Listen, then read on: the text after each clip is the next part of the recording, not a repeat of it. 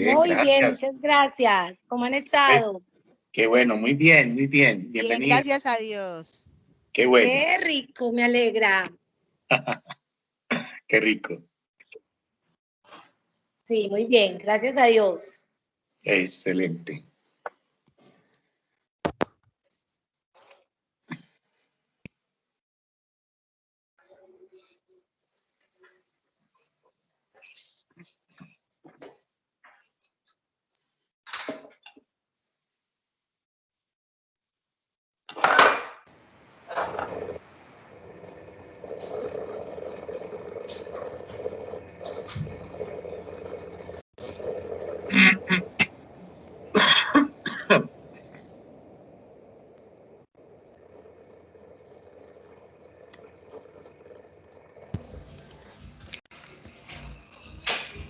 Muy buenos días para todos. Buenos días. Buenos días, Natalia. Hola, buenos días.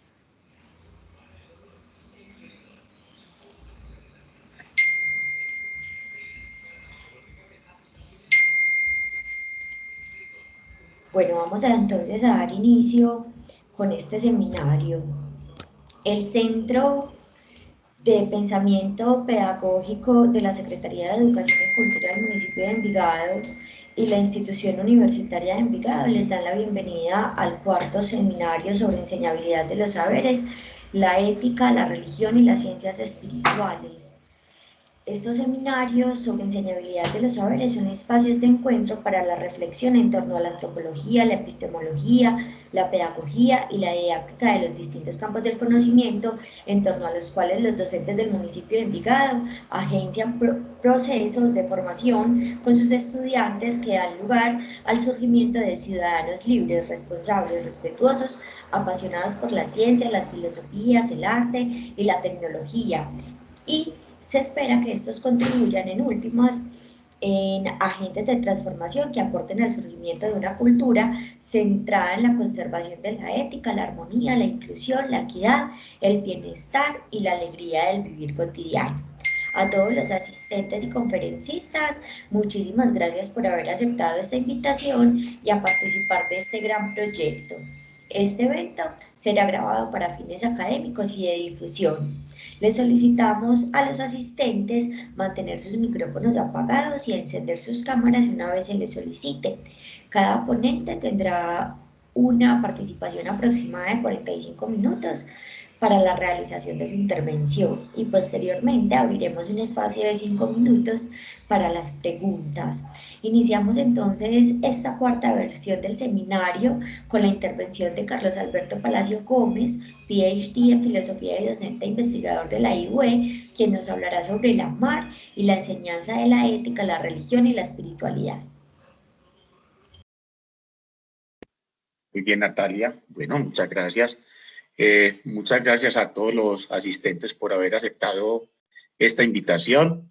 Estamos en el propósito de mantener vivo y abierto un espacio reflexivo en la comunidad de educadores del municipio de Envigado, desde una postura dialógica que nos permita un diálogo entre los educadores de todos los niveles y de todos los estamentos que actualmente desempeñan sus labores dentro de nuestro territorio. Reciban un saludo muy especial en nombre de nuestro secretario de Educación, Juan Gabriel Vélez Manco, y la invitación a que sigamos participando de estos espacios en los cuales lo que buscamos básicamente es poder socializar como los hallazgos, los descubrimientos, las fortalezas que tanto en el orden individual como en el orden institucional tenemos en el ámbito educativo del municipio. Es decir, lo que nosotros pretendemos es abrir espacios para que esas fortalezas que vamos cosechando desde el punto de vista individual, desde el punto de vista institucional, se vayan multiplicando por efecto de poderlo compartir en espacios amables, democráticos y académicos como este. Durante los próximos días, la comunidad educativa del municipio de Envigado va a recibir también la invitación para que participen del espacio de narrativas docentes y culturas escolares. A los asistentes los invito a que participen de ese espacio y a que invitemos al resto de compañeros a que formen parte de él. Bien, el día de hoy vamos a reflexionar sobre la enseñabilidad de la ética, de la religión y de las ciencias espirituales. Yo soy docente de ética profesional en la institución universitaria Envigado. Sirvo ese curso para estudiantes de todos los programas. Hay un componente, digámoslo, genérico de ese pensum y hay un componente específico. El genérico se refiere básicamente a una antropología y una epistemología que, a mi modo de ver, hacen visible el vivir ético como una poética del vivir. Sobre eso me voy a detener más adelante. En todo caso, el primer módulo del curso de ética que servimos en la institución universitaria Envigado tiene un componente antropológico y epistemológico. ¿En qué sentido aporta este componente al vivir ético?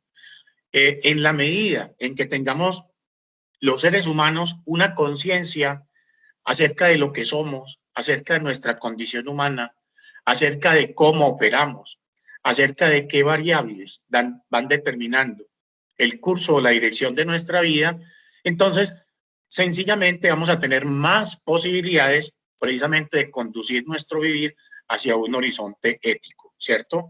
Entonces, en la medida en que la ética es una poética del vivir, es decir, es una composición del vivir, es importante, pienso yo, que tengamos unas claridades básicas acerca de la condición humana nuestra, de nuestra naturaleza como seres vivos, como seres culturales, para que a partir de esa comprensión, ese propósito de conducir nuestra vida individual y colectiva hacia un horizonte ético, tenga más posibilidades de ser cristalizado. Va a colocar pues un ejemplo que puede molestar a algunos, pero espero que no lo entendamos como una devaluación de nuestra naturaleza. Si yo tengo un coche y yo quiero llevar ese coche a un lugar determinado, es como importante que yo sepa cómo opera ese coche, cómo lo pongo a andar, qué hace que él pase de una velocidad alta a un desempeño en el cual más que velocidad tenga fuerza, etcétera. Bien, lo mismo sucede con los seres humanos desde un punto de vista analógico, teniendo conciencia de que los seres humanos somos seres reflexivos con conciencia de nosotros mismos. Entonces, esa es la primera parte del curso de ética que brindamos en la institución universitaria Envigado. Considero que eso es importante y que debe ser transversal a la enseñabilidad de la ética, que enseñar ética debe ser también una aproximación a nuestra naturaleza. Por eso la ética y la filosofía son dos caras de la misma moneda. Recordemos que la filosofía surgió en la antigua Grecia simplemente por la reflexión reiterativa que hacían los ciudadanos griegos acerca de cómo se debía vivir, cómo se podía alcanzar un mejor vivir. Es decir, la filosofía siempre fue de la mano de la vida cotidiana, del vivir cotidiano, de las situaciones que se nos presentan día a día. Entonces, ese es el propósito de la primera parte del curso y como lo acabo de decir, creo que debe ser transversal a toda enseñanza de la ética. La enseñanza de la ética debe ser al mismo tiempo una enseñanza de la condición humana, un aprendizaje de la naturaleza de nuestro ser, como lo dije hace unos instantes, de las variables que determinan que nuestro ser en su devenir tome un curso, tome una dirección o que tome otra. La segunda parte de los cursos de ética tienen que ver con los códigos deontológicos. Bien, a mí me parece importante ese enfoque que tenemos en la institución universitaria Envigado porque impide que la ética quede oculta por los códigos deontológicos. Y esto no lo digo solamente yo. Atención, no es que esté evaluando ni me faltaba los códigos deontológicos.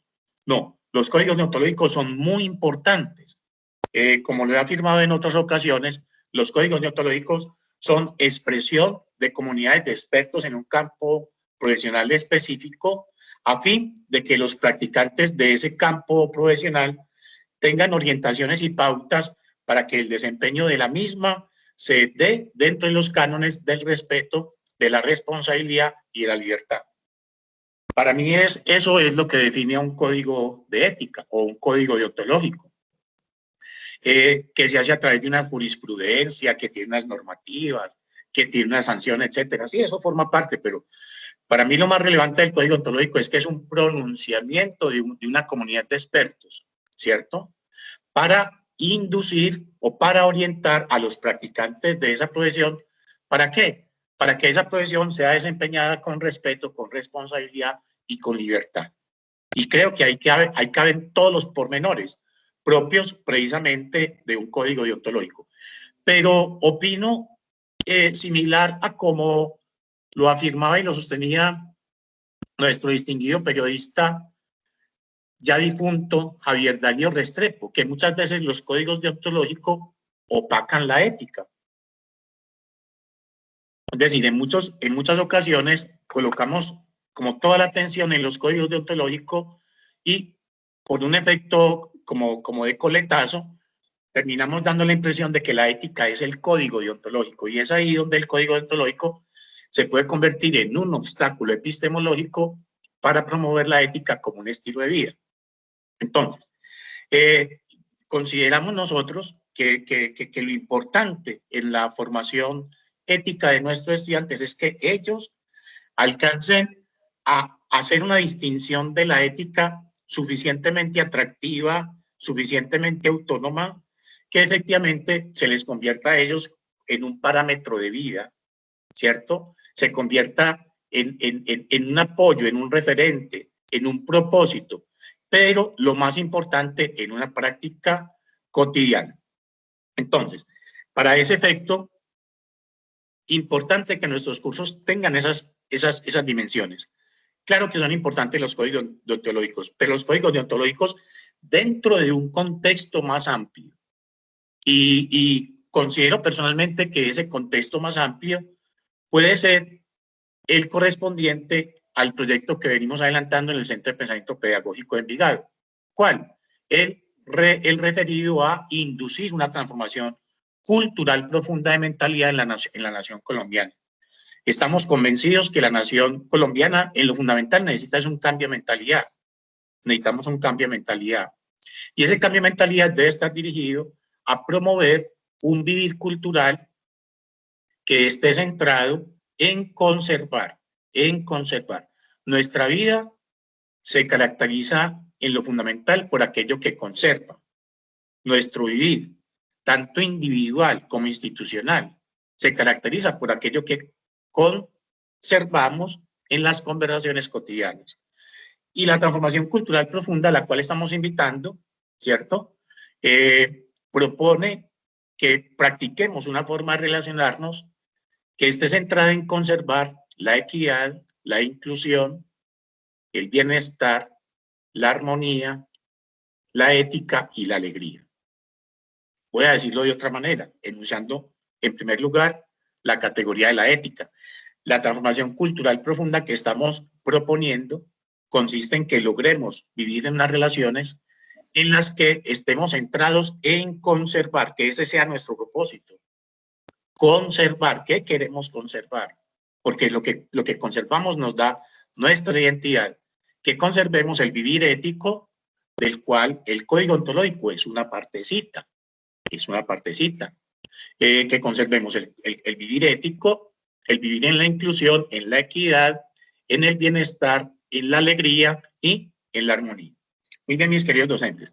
Entonces, en ese sentido, quiero compartir con ustedes una reflexión que forma parte de un libro que será lanzado con el sello de la editorial de la Institución Universitaria de Envigado el próximo 4 de mayo. El libro se titula La biología cultural, fundamento de la mirada racional.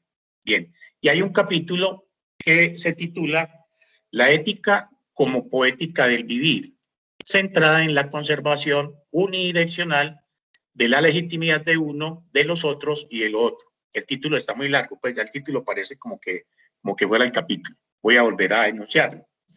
La ética como ética del vivir, centrada en la conservación unidireccional, es decir, desde mí hacia los otros,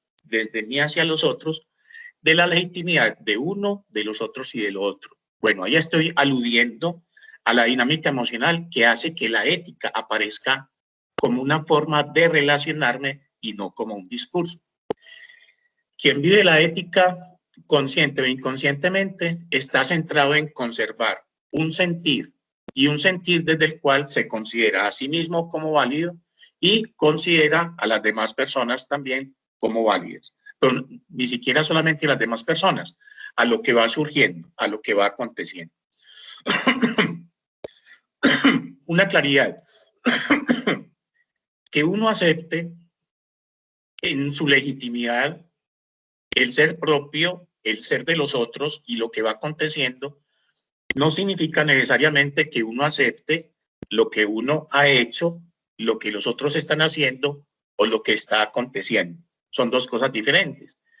Yo puedo aceptar que haya ocurrido algo y al mismo tiempo emprender las acciones necesarias para contrarrestar los efectos de lo que ya ocurrió. Son dos posiciones diferentes.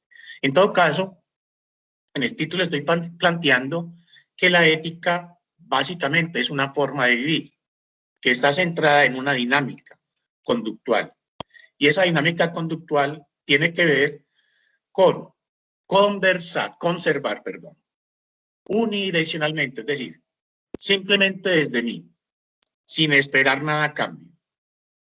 El sentir que soy una persona válida en cada instante y el sentir lo mismo en relación con los otros y con lo que va aconteciendo, con lo que va sucediendo. Muy bien.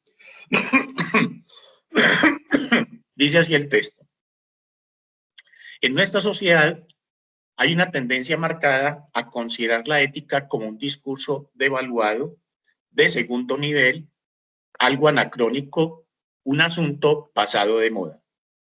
La ética en nuestra sociedad tiende a ser un modo de vivir que no aplica, que va en contravía del principio de realidad que practican quienes sí saben cómo se mueven las cosas, de quienes sí saben cómo es en realidad la realidad. Tanto en los estudiantes de ciencias naturales como los de ciencias humanas que comienzan a estudiar ética, desde los prejuicios heredados de la cultura matriarcal-patriarcal, se percibe que muchos la consideran, por un lado, un saber inservible o por lo menos superficial u obvio.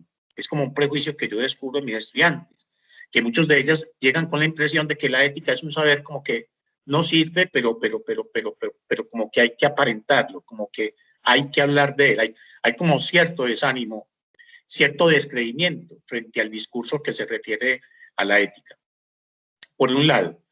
Pero, por otro lado, lo consideran algo obvio, algo que ya todos sabemos. Y eso es interesante. Pero de todas maneras hay un descreimiento notorio y notable en los estudiantes frente a la ética y como una devaluación, el curso de relleno, el curso al que hay que cursar por cumplir con unos requisitos, pero como sin muchas esperanzas de adquirir unos conocimientos relevantes que puedan ser importantes para su vida personal y para su vida profesional. Bueno, pero por otro lado lo consideran un discurso que es política o estratégicamente correcto enunciar. En el fondo lo que estoy planteando es que nuestra cultura se mueve como en una dicotomía entre el comportamiento ético y el comportamiento estratégico. El comportamiento estratégico es precisamente aquel que corresponde a la descripción que acabo de hacer, al de las personas que saben cómo se mueven las cosas, que apelan a agendas, digamos, ocultas, ¿cierto?, para hacer que las cosas funcionen como ellos desean que salgan, ¿cierto? Hay como una especie de dicotomía, o me comporto éticamente o me comporto estratégicamente. Cuando me refiero al comportamiento estratégico, me estoy refiriendo a un comportamiento manipulativo. No me estoy refiriendo a la estrategia en el sentido en que se utiliza, por ejemplo, en las ciencias administrativas. No, me estoy refiriendo a la estrategia en el sentido manipulativo, en el sentido como bélico del término. La estrategia es una forma de obtener victoria frente al otro. Entonces, lo que estoy planteando es que en nuestra cultura, en nuestra cotidianidad, nos movemos como en esa ambivalencia. O me comporto éticamente, donde el otro es un fin en sí mismo, o me comporto estratégicamente, donde el otro es un medio para mis fines. Muy bien. Algunos académicos piensan que cualquier persona puede dar una clase de ética. Es interesante, no estoy diciendo que no. Estoy simplemente como mencionando como unas impresiones que tengo yo en la práctica de la enseñanza de la ética. De todos modos, es legítimo preguntar, pero ¿qué pasa que el aprendizaje de la ética en nuestra cultura deja tantos vacíos? O sea, ¿qué pasa? ¿Qué pasa? Aquí tengo que ser muy cuidadoso, porque por los medios de comunicación no pasan los eventos que a diario están sucediendo en nuestra nación y que están realizando centenares de miles de colombianos que tienen que ver con el vivir ético. O sea, también hay que decirlo, en Colombia hay un porcentaje significativo de ciudadanos que simplemente viven espontáneamente en la ética, ¿cierto? Lo que pasa es que también hay un porcentaje de ciudadanos que ha pasado por las aulas de clase universitarias y que se vuelven protagonistas de escándalos de corrupción de grandes proporciones en el ámbito nacional. Entonces, por lo menos es legítima la pregunta. ¿Qué pasa con la enseñabilidad de la ética? No estoy diciendo que la enseñabilidad de la ética en nuestro país haya sido eficaz, ni más faltaba.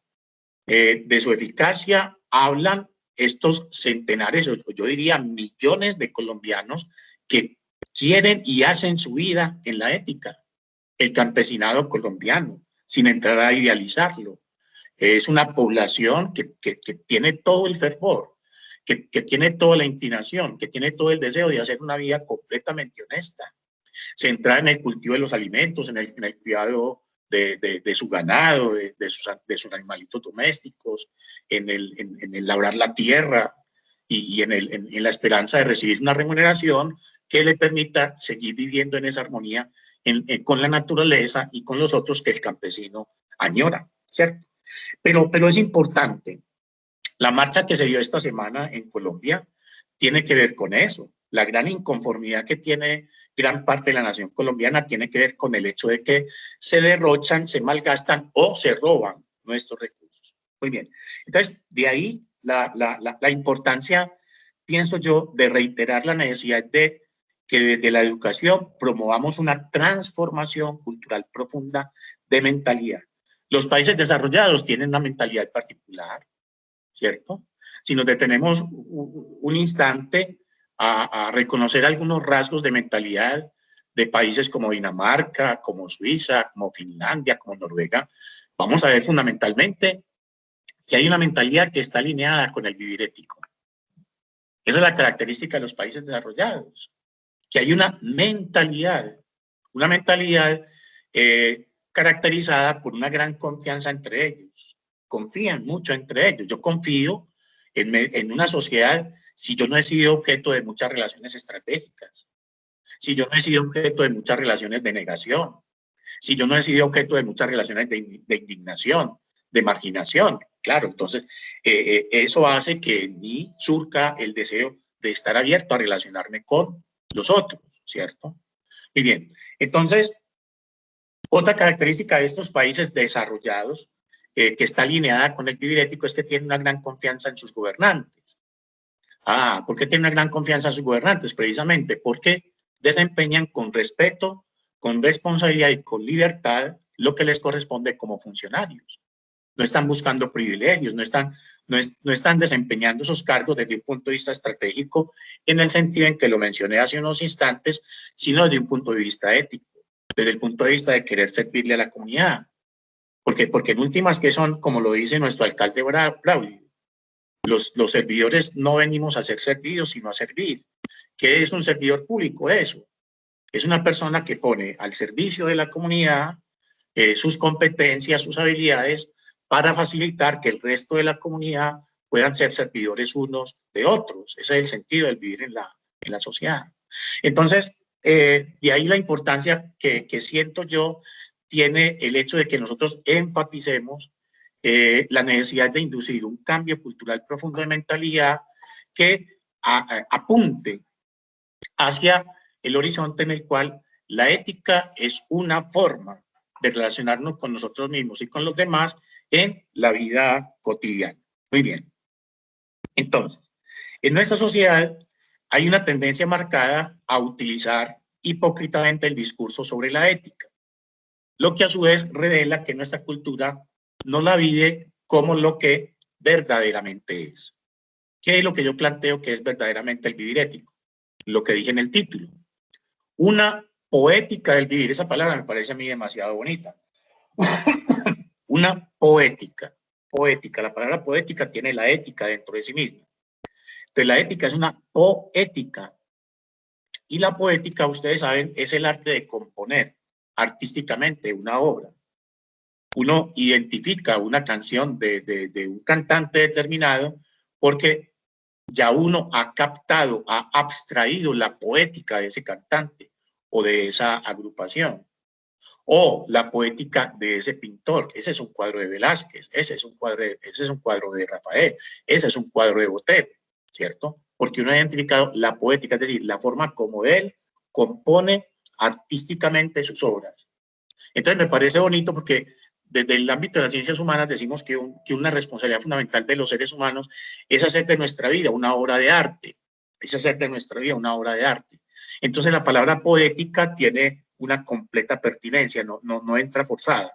Y fuera de eso, dentro de ella tiene la palabra ética. Entonces, estaba diciendo que en nuestra cultura existe la inclinación a utilizar estratégicamente el discurso de la ética. Estratégicamente es una forma de negarlo, ¿cierto? Es decir, los políticos se autoproclaman éticos, se autoproclaman transparentes, se autoproclaman honorables, etc. Entonces, no se pierde de vista que el discurso ético como que da rating, como que da puntos. Pero eso no es la ética. La ética es una poética del vivir. Es una poética del vivir y convivir centrada en la conservación del respeto, la responsabilidad y la libertad. Yo quiero aquí hacer una anotación. En relación con la ética, yo soy muy reiterativo en utilizar básicamente esos tres términos que aluden a tres dinámicas relacionales de la relación conmigo y con los otros, que yo pienso que dimensionan la ética, que son el respeto, la responsabilidad y la libertad. Vivir éticamente significa que estamos conservando eso de una manera muy concreta, y a mí me parece importante también transmitir esa conciencia y esa claridad a nuestros estudiantes, porque vuelvo y digo, a veces la ética queda como dispersa en unas discursividades con muchas abstracciones filosóficas que en últimas no inciden en la forma como nosotros conducimos nuestro vivir. Entonces, esas tres dinámicas me parecen fundamentales y me parece que son las que caracterizan la ética. Podremos hablar de muchos otros valores, y qué tan bueno que se hablen de otros valores y que hayan expertos que nos dimensionen esos valores, ¿cierto? Pero también en la academia es importante la economía conceptual y la economía de los términos, ¿cierto? Y me parece que hacer énfasis en que el respeto, la responsabilidad y la libertad dimensionan la ética me parece que es fundamental. Noten que también los utilicé ahorita para hablar del propósito de los códigos deontológicos. Y creo que esa definición de los códigos deontológicos desde estas tres dinámicas es aceptable y obedece a lo que todos esperamos acerca de lo que produzca un código deontológico, que las profesiones se desempeñen con respeto, con responsabilidad y con libertad. Y con libertad, esto es muy importante, las profesiones liberales. Bueno, sobre eso vamos a hablar de pronto más adelante. De hecho, pocos plantean que el horizonte hacia el cual debe apuntar la transformación cultural profunda que hoy tanto se invoca para nuestra sociedad en la llamada era del posconflicto es precisamente el del vivir y convivir ético. Ese es el horizonte de transformación cultural profunda. La cultura colombiana se encuentra en este momento enfrascada, y esto es interesante, en un debate ideológico fuerte.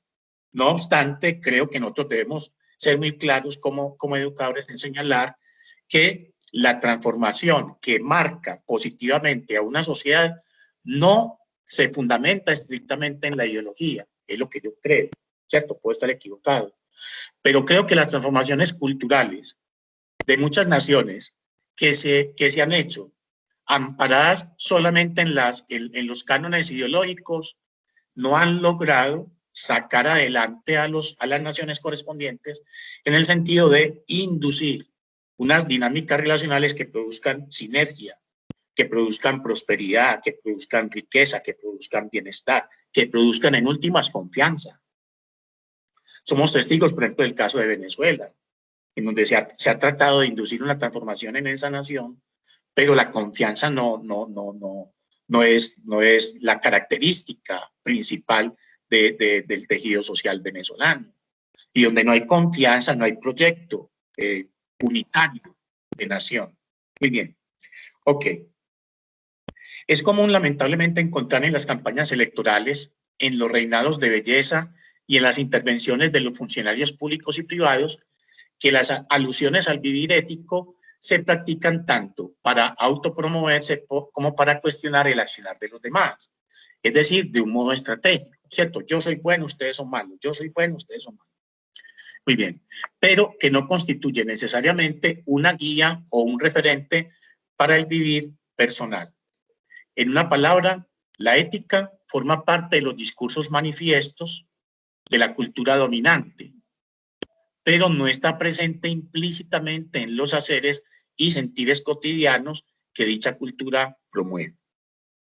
De hecho, así debieron pensar consciente o inconscientemente quienes participaron de los actos deshonestos e ilegales de, atención con estos datos, Agroingreso Seguro, 12.700 millones de pesos, de las empresas de energía de Pereira, 64.700 millones de pesos, de Comeva EPS, 146.000 millones de pesos, de Transmilenio Calle 26, 156.000 millones de pesos, de la vía Bogotá-Girardot, 170.800 millones de pesos, de los recursos para fiscales de la salud, 224.000 millones de pesos, de la recolección de basura en Bogotá, 348.000 millones de pesos, de Caprecón, 559.500 millones de pesos, de las IPS no habilitadas, ojo, 949.900 millones de pesos, de Reficar, yo esta cifra no la tengo clara, pero lo que tengo aquí es 930.000 millones de dólares. No sé si esa cifra la tengo correcta o no. Bueno, atención, esta es una consulta sobre la corrupción en Colombia en Google de 1 minuto. Esta es una investigación sobre la corrupción en Colombia en Google de 1 minuto. Bueno, ahí ya tenemos pues, pero claro, yo sé que todos los presentes tenemos una dimensión del grado de corrupción que tenemos en nuestro país. Entonces, la ética está presente como un discurso, pero no está presente como lo que es un modo de vivir, es una actitud, es una forma de relacionarme a cada instante conmigo y con los otros. Por eso me parece muy importante bajar la ética a la vida cotidiana. Y a la vida cotidiana en lo concreto es a la forma como me relaciono conmigo, por ejemplo, frente a una equivocación que yo haya tenido, y a la forma como yo me relaciono con el otro concreto, no el otro abstracto, sino el otro concreto. Mi compañero, mi estudiante, mi padre de familia, mi coordinador, mi pareja, mi mamá, mi padre, mi hijo, mis estudiantes, ¿cierto? Muy bien. Ok. Entonces, la ética no es un discurso, sino una manera de relacionarse consigo mismo y con los demás. Si observamos detenidamente todas las situaciones lamentables que acontecen en nuestra sociedad, como por ejemplo los abusos sexuales de niñas, niños y mujeres, los asesinatos de personas de todas las edades, de todos los géneros y de todas las generaciones, los actos de corrupción que carcomen nuestro Estado y demás, tomamos conciencia de que todo lo anterior está relacionado con la falta ya no de un discurso ético, sino de un vivir cultural centrado en la conservación del vivir ético. O sea, lo que yo estoy planteando es que si nosotros queremos tener una Colombia desarrollada, tenemos que empezar a pensar como los países desarrollados y comportarnos como los países desarrollados. Y los países desarrollados y el comportamiento de los países desarrollados está caracterizado por la ética en la vida cotidiana. Muy bien. En nuestra cultura se promueven y se viven abundante y constantemente las relaciones estratégicas, las cuales consisten básicamente en manipular al otro o a los otros como un medio para alcanzar los fines propios. Relación diferente a la que promueve la ética, en la cual el bienestar del otro, su integridad y su autonomía son cuidadas por uno, lo cual se expresa a través de la constante disposición a hacerse responsable de las consecuencias de los propios actos sobre el otro. No es lo mismo que yo tenga un canon comportamental estratégico en el sentido manipulativo, no en el sentido metodológico, ¿cierto? Porque muchas personas hablan de estrategia, están hablando de una metodología. No están hablando de engañar al otro, de engañar a una institución, no. De engañar a la opinión pública, no. Están hablando de una metodología para hacer las cosas. Entonces, yo no estoy utilizando la palabra estrategia en ese sentido, sino en el sentido precisamente de la actitud desde la cual yo quiero entonces quedar bien frente a la opinión, manipular la opinión o manipular a los otros. Muy bien. Cotidianamente, en las relaciones familiares y laborales, en las series televisivas, en las producciones cinematográficas y en los realities, se transmite la idea según la cual es válido buscar privilegios manipulando a los demás desde una particular estrategia. Yo creo que nosotros los educadores debemos cuestionar en nuestros estudiantes esas dinámicas relacionales que tanto se nos presentan a través de los medios de comunicación. La competencia, la competencia, la competencia, la competencia, ¿cierto? Porque eso va dejando una marca. Entonces no se trata de proscribir esas dinámicas. Somos una sociedad demasiado competitiva. A mí no me gusta tanto la competencia, ¿cierto?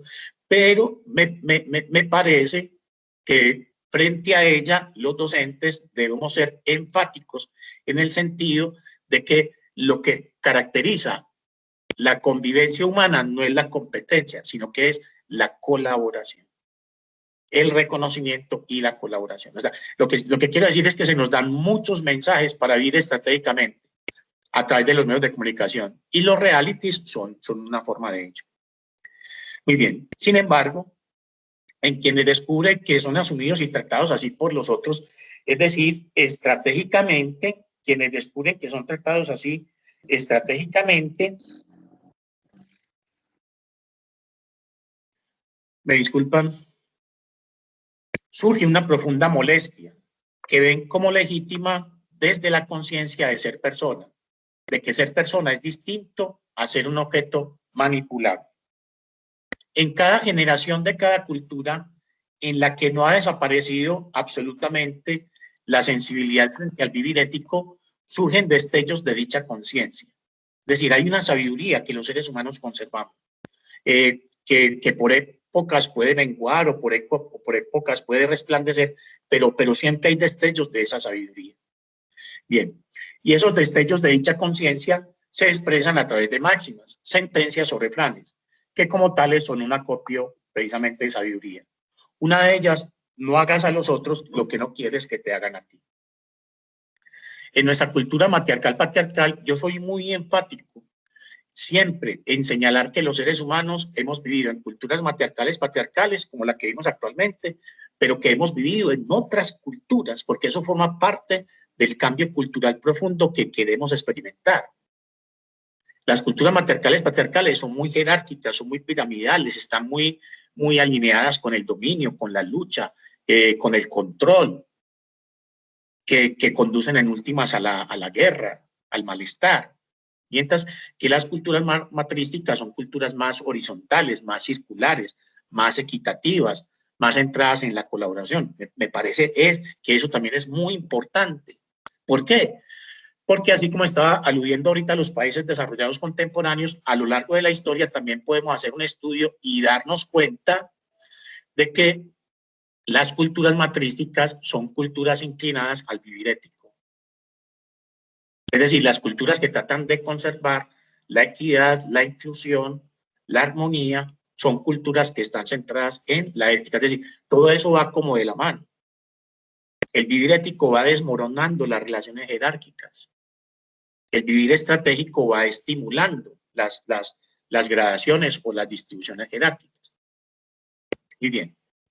En nuestra cultura matriarcal-patriarcal, que nos inclina al vivir competitivo y estratégico, es común tener la tentación de asumir a los otros como medios para nuestros fines. Esta es una tentación que tenemos en esta cultura, porque hemos crecido en la mentalidad de esta cultura. Desde pequeño a los niños se les enseña la manipulación a través de las caricaturas, series de televisión, películas, novelas, ¿sí? Muy bien. Entonces, claro, que esa característica comportamental aparece también en nosotros. Como dice el refrán, el que entre la miel anda, algo se le pega. Entonces, quiero decir, en nuestra cultura matriarcal patriarcal que nos inclina al vivir competitivo y estratégico, es común tener la tentación de asumir a los otros como medio para nuestro fin. Es decir, eso es natural, yo no voy a culpabilizar eso. Surge en nosotros la tentación de asumir a los otros como objetos de manipulación o fichas para armar el rompecabezas de la satisfacción de los propios deseos, ¿cierto? Eso surge. Simplemente estoy comprendiendo eso. Una cultura que juega a eso produce la inclinación en sus integrantes a reproducir esas dinámicas. No obstante, desde nuestro respeto, nuestra autonomía reflexiva y nuestra responsabilidad, podemos rechazar esa tentación en concordancia con el mundo que deseamos generar. Si es que en realidad no queremos para nosotros ni para nuestra comunidad las consecuencias de un actuar manipulativo de los seres humanos por parte de otros seres humanos. Creo que aquí debemos ser muy enfáticos. Debemos oponernos a toda manipulación si no queremos que nosotros seamos objeto de una manipulación. No le voy a dar aquí largas a las teorías conspirativas en relación con el tema del virus. Eso es un asunto que cada uno de nosotros debe resolver. Pero ¿qué tal que detrás de todo esto que estamos viviendo haya una manipulación? Haya una intención manipulativa y que nosotros seamos presa de esa intención manipulativa. No nos sentimos bien por lo que dije anteriormente. No nos gustan que nos traten como objetos. Los que se manipulan son los sujetos. A los sujetos se les consulta desde el respeto por su libertad. ¿De acuerdo? Muy bien. Entonces, lo que quiero decir es natural que en nosotros surja la tentación de manipular a los otros y las circunstancias, porque estamos en esta cultura, ¿cierto? Pero es importante hacerle la invitación a nuestros estudiantes constantemente para que rechacemos esa tentación. ¿Por qué? ¿O por qué razón? ¿Por qué motivo? Por el respeto al deseo de tener una cultura donde yo no sea objeto de manipulación. Entonces, otra vez volvemos al refrán anterior. No hagas a los otros lo que no quieres que te hagan a ti. Muy bien. Desgraciadamente, la falta de autonomía y por lo tanto de libertad en este ámbito se expresan a través de máximas que establecen que si el otro manipula o es corrupto, entonces yo también lo puedo hacer. Porque si uno no lo hace cuando tiene la oportunidad, entonces cuando lleguen los otros, sí sacarán ventaja o provecho para ello, ¿no? Yo voy a aprovechar aquí este cuartico de hora para sacar una tajadita. Porque si yo no lo hago, cuando lleguen los otros sí lo van a hacer.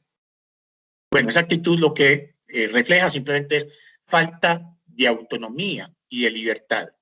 Dicha postura lo que revela es que por encima del respeto a mi decisión de cómo vivir, está la valoración de la ventaja material que se pueda alcanzar mediante la manipulación y la corrupción. O sea, lo que eso demuestra es que yo prefiero unos valores materiales y económicos a esa valoración espiritual, pero muy, muy valiosa que tiene el hecho de que yo soy dueño de mí mismo y elijo vivir de una manera honesta. Ya vamos a ir terminando. La ética no es la moral. Lo que un observador ve cuando ve un comportamiento catalogado como moral es un dominio de acciones que se adecua o que cumple con un determinado código conductual. Las morales están más relacionadas con códigos conductuales. Aquí se hace esto, y no se hace esto. Cuando hablamos de ética, nos referimos básicamente a tres prácticas. La primera, al vivir en el respeto incondicional de la legitimidad de sí mismo y de los demás. Ojo, lo importante es que asintamos esto. Yo puedo hablar del respeto, pero yo solamente lo digo si yo siento que el otro es válido, si yo siento que el otro es legítimo, si yo lo siento. Si yo no lo siento, no aparece frente a él el vivir ético. Eso es bien interesante. Si yo no siento al otro válido, si yo no lo siento legítimo, en mí no aparece la actitud ética. Si yo lo siento válido y lo siento legítimo, en mí aparece la actitud ética frente al otro. Bien, entonces eso es vivir en el respeto. Vivir en el respeto incondicional de la legitimidad de sí mismo y de los demás. La segunda característica, que ya lo había mencionado, de la ética, al vivir en el ejercicio de la libertad, que radica en elegir desde sí mismo entre diferentes opciones y posteriormente ratificar o rectificar lo elegido también desde sí mismo. Y la tercera, que consiste en vivir desde la responsabilidad al hacernos cargo de las consecuencias de nuestros actos sobre nosotros mismos y sobre los demás. Para mí, La ética tiene como tal dos bordes. El inferior tiene que ver sencillamente con el hacerse cargo de las consecuencias de los actos. Ese es el borde básico de la ética. Es decir, con la responsabilidad. El que responde por las consecuencias de los actos es visto como un ser que actúa éticamente. Es decir, a todos los seres humanos nos gusta ver que una persona se haga responsable si lo hace con honestidad. Por ejemplo, cuando alguien reconoce su ofensa hacia otro y ofrece disculpas o acepta pagar la pena que le corresponde, genera cierto tipo de aceptación o de indulgencia en los demás, porque hay una mentalidad profunda en nosotros que nos hace considerar que está haciendo lo correcto en la situación en la que se encuentra. El borde superior de la ética emerge, este es el borde superior de la ética que yo considero, cuando en nuestras actuaciones o las de otros distinguimos un vivir que genera, conserva y amplía el bienestar multidimensional. A mí me gusta plantear la ética en relación con el bienestar, con el bienestar, con el estar bien, de una manera concreta. Bueno, es buscar ese bienestar multidimensional en lo corporal, en lo psicológico y en lo espiritual, en todas esas dimensiones. En sí mismo, en los otros, hasta donde los otros lo deseen, porque la ética nos conduce a respetar la libertad de los otros. Y en el medio ambiente, centrado en la práctica del respeto, la responsabilidad y la libertad. Entonces yo planteo que hay dos bordes de la ética. El inferior es que yo me haga responsable de las consecuencias de mis actos, ¿cierto? Y el superior es que yo esté generando bienestar en todas las dimensiones de mi vivir, centrado en la práctica del respeto, de la responsabilidad y la libertad. Bien, la moral generalmente nos conduce a juzgarnos y a juzgar a los demás, mientras que la ética nos inclina a comprendernos y a comprender a los demás. Esto es bien interesante. La ética nos lleva a comprender a los demás. En esos días se dio una situación. La senadora Paloma Valencia estaba defendiendo la ley contra la violencia infantil. Y la niña, la hija Amapola, salió, estando ella en las cámaras, diciendo, entonces, ¿tú por qué me pegas, madre? Mamita, le dijo la hija de Paloma. Y todo el mundo empezó a desacreditar a Paloma. ¿Y por qué? Digo yo. Desde una postura ética. ¿Y por qué? Porque hay que desacreditar a la señora. Porque la niña le dijo la verdad. Ustedes saben que los niños dicen la verdad. Entonces, estamos en una cultura que enseña la agresión, entonces es muy probable que la señora Paloma le dé unas palmaditas a la niña, de vez en cuando, quién sabe, ¿cierto? O sea, y eso impide que la senadora Paloma quiera salirse de esa cultura. Antes yo lo que veo es que es algo para celebrar. Ah, bueno, mire, es una señora que debe tener ahí rasgos de esa cultura, porque es importante que admitamos que nosotros hemos crecido en esta cultura y que nos inclina a esos comportamientos. Entonces yo, en lugar de juzgar a la senadora Paloma, ay, mire cómo se contradice, ella es una maltratadora infantil, puedo decir, ay, qué bien que usted esté defendiendo la ley que prohíbe la violencia y qué importa que la niña la haya hecho, entre comillas, quedar mal, es natural, porque los niños dicen la verdad y tú estás en esta cultura y el estar en esta cultura no te impide que tú quieras salirte de esa cultura, porque imagínense entonces si nosotros vamos a juzgar a todos los colombianos que no están impecablemente en esta cultura que estamos promoviendo. Entonces nos vamos a descalificar todos. La moral nos conduce a juzgar, a excluir, a devaluar. La ética nos conduce a comprender, es lo que yo creo, ¿cierto? A comprendernos y a comprender a los demás desde el respeto por la autonomía que a cada uno le corresponde. Y todo ello, esta es la última frase, surge solamente cuando en virtud del fluir en una determinada dinámica conductual, los otros, las circunstancias del vivir, aparecen ante uno como seres tan válidos y legítimos como uno mismo. Entonces ahí estoy empatando otra vez con el título. Todo esto solamente aparece cuando estamos en dinámicas comportamentales donde los otros y lo que sucede y lo que acontece son tan válidos como yo me considero válido a mí mismo. Bueno, mis queridos docentes, esto era la reflexión que traía para el día de hoy. Espero que les haya gustado. Si hay alguna preguntita o si no, pasamos a escuchar a nuestra compañerita Luisa Fernanda.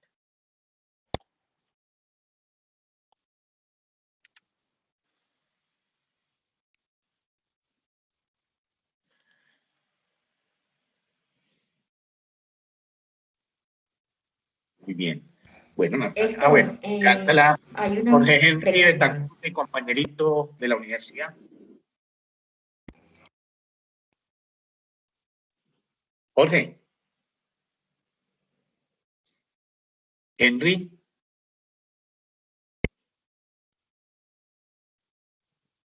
Hola, Carlos. Hola, Henry, qué gusto verte. Bien, bien, aquí escuchando tu propuesta, las propuestas de los demás compañeros. En la sesión anterior escuchamos al compañero César también con una propuesta bien interesante. Muy bien, Y Henry. atento a las propuestas que ustedes están desarrollando. Muy valioso el trabajo que estamos haciendo con este gran equipo desde la Secretaría de Educación, un gran liderazgo de nuestro secretario y un espacio muy valioso el que tú has venido proponiendo.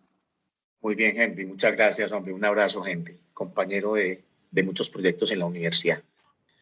Muy bien, Natalia. Creo que podemos... Carlos, hay alguien con la manito levantada. ¿Es Héctor quién? Fabio Buitrago. Ah, bueno, John Fabio, no lo había visto. Sí, claro que sí, Héctor Héctor. Fabio, claro. Todos aquí somos importantes. Héctor, tiene la palabra. Listo, muy buenos días para todos. Un abrazo. Oiga, no, muy interesante tu planteamiento. Lo que quiero decir es que ese asunto de que cualquiera puede dictar ética es una idea que está arraigada en la Secretaría de Educación y en los directivos docentes, que van entregando el área a cualquier maestro, y aquí cualquier no quiero ser irrespetuoso. Digo cualquier es porque el perfil y la idoneidad profesional, por ejemplo, en matemáticas, en inglés, no le dan el área a cualquier maestro, sino que buscan el perfil. Pero en ética no. En ética, al maestro que le falte, le entregan ética. Y me parece un acto de suma irresponsabilidad que la educación la manejemos así. Ese es un asunto. El otro asunto es que pienso que podemos volver a ser los grupos reflexivos en el área de ética y en el área de religión. Necesitamos, por ejemplo, la reflexión que nos has traído hoy es sumamente valiosa y muy importante para poder reencauzar y reorientar lo que es el desarrollo de la clase de ética y valores humanos. Entonces me parece, como propuesta, de una vez dejo sentada que es necesario mantener al menos una reunión siquiera bimensual donde nos pensemos y sigamos construyendo y reflexionando. Muchas gracias por el aporte. Muchas gracias a ti. Vamos a tener en cuenta esa sugerencia. La idea es como perpetuar estos seminarios de enseñabilidad y hacerlos también como más cotidianos y más cercanos a todos los actores educativos del municipio. Yo pienso que estamos logrando esto, poner en diálogo a los educadores universitarios, a los de la media básica, a los de media primaria, y yo creo que esto en últimas se va a volver institucional. Va a tener muy en cuenta esa sugerencia, Héctor. Alba Lucía. Hola, buenos días, ¿cómo amanecen? Muy bien, Alba. Qué rico, me alegra mucho escucharte de nuevo, Carlos. Soy de la institución educativa del Comercial. Espero Sí, Alba, que estés claro que sí. muy, pero muy bien, y gracias por tus aportes y tus conocimientos. Precisamente mi intervención era relacionada con lo que expresó el compañero Héctor Fabio, porque es de gran preocupación, y no, el comentario que quiero hacer, el punto de vista mío no es como crítica, sino que más bien sería una crítica constructiva, no destructiva. Sí. Y es que el área de ética y de religión, lastimosamente, se ha convertido en áreas de relleno.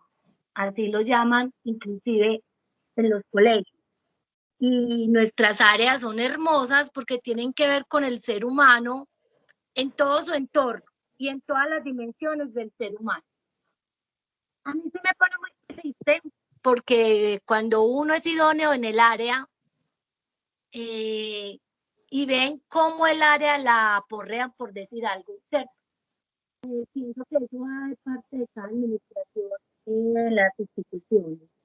Y si esto es un plan de mejoramiento, digámoslo así, de nuestro municipio que está abriendo las puertas para estas capacitaciones, debería de haber como un respeto, digámoslo así, en estas áreas, que no se conviertan en áreas de relleno para cumplir una intensidad horaria de un docente.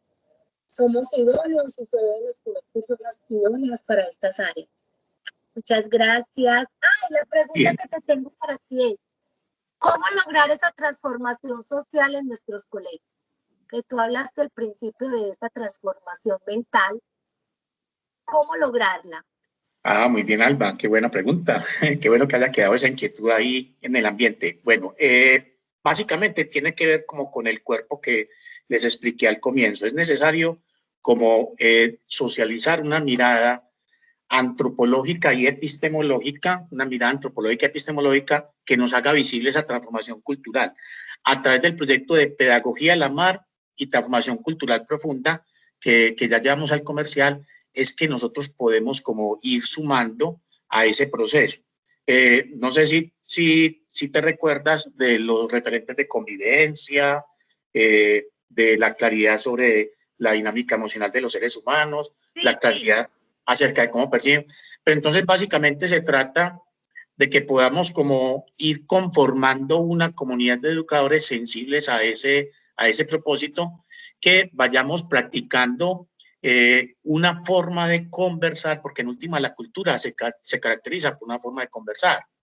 Entonces, que vayamos generando una forma de conversar congruente con esa mentalidad que ahorita refería, que podemos encontrar rasgos de ellas en los países desarrollados o en comunidades ancestrales de las cuales tenemos registros.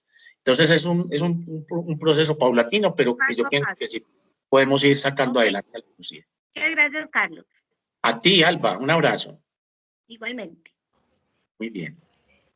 Bueno, vamos entonces a seguir con el encuentro, con la intervención, el servicio. ¿Me permiten? Yo hago hago como una pregunta para Carlos. Claro que sí. Carlos. Bien, pueda, realice la pregunta. Pero sí. Es que, bueno, Carlos, no. La duda que a mí me queda es que tú hablas de los países desarrollados, pero a mí me parece que, por ejemplo, Estados Unidos es un país desarrollado, pero a nivel ético yo no estoy tan seguro. Muy bien. No, estoy de acuerdo contigo. De pronto, sí, de pronto lo utilicé muy en el sentido en que lo utilizó un señor, al que le escuché un video en esos días en YouTube, un argentino en Copenhague. Entonces él hacía esa predicción. Para él los países desarrollados eran países que además, pues, digámoslo, de esa prosperidad económica tenían unas marcas en las relaciones interpersonales muy particulares. Entonces desde ahí él decía que para él Estados Unidos no estaba. O sea que estoy de acuerdo contigo, Héctor.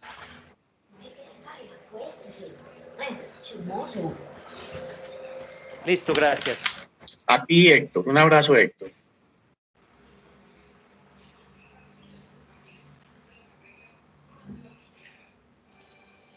Muy bien, Natalia. Continuamos. Listo.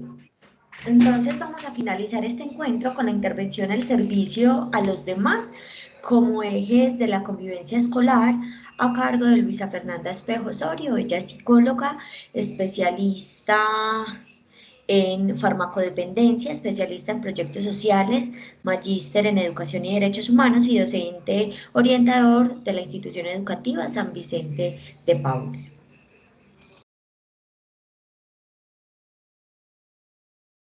Muy buenos días para todas las personas que nos acompañan hoy. Un agradecimiento especial al doctor Carlos Alberto Palacio, que me invita a ser parte de este seminario y de este espacio académico que me parece realmente importante para todos los que hacemos parte de las comunidades educativas y especialmente los que trabajamos desde hace varios años en el tema de convivencia con los niños en las escuelas. Con todo en contra, ¿no?